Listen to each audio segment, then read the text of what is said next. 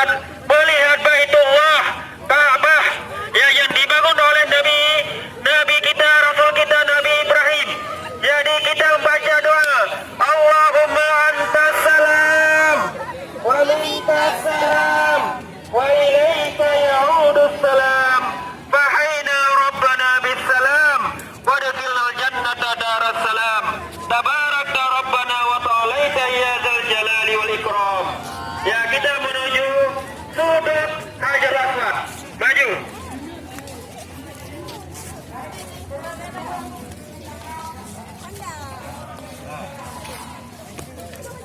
Kita mulai niat untuk tawaf, ya, tawaf umrah. Ya, kita tawaf wajib. Ya. Nah, ketika kita berada di depan, ya, coba sebentar. Ya. Kita berhadapan ke Ka'bah. Coba semuanya berhadapan ke Ka'bah. Nah, ya, kita berhadapan ke sudut Hajar Aswad. Kita angkat tangan begini. Coba angkat tangan.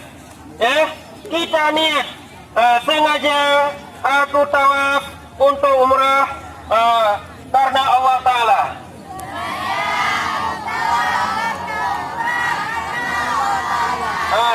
Kemudian tangannya diusap ke dada, ke mulut, ke dada.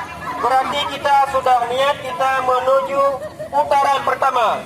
Ya, kita baca Subhanallah walhamdulillah wa la ilaha illallah Allahu akbar. Subhanallah walhamdulillah wa la ilaha illallah Allahu akbar. Subhanallah walhamdulillah wa la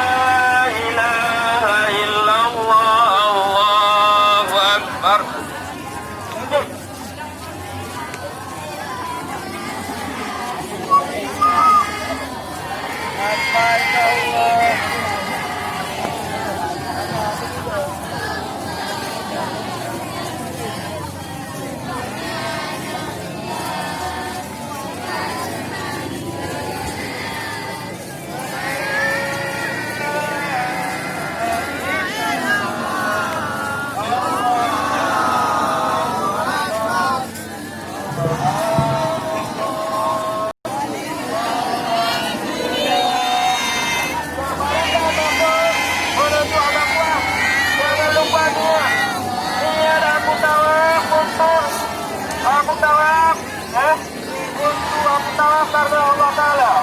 Aku tawaf untuk umrah. Kasih ya, dan tadi yang pertama kasih. Ya. Coba semuanya dulu. Semuanya berhenti di tempat sebentar. Berhenti di tempat sebentar semuanya.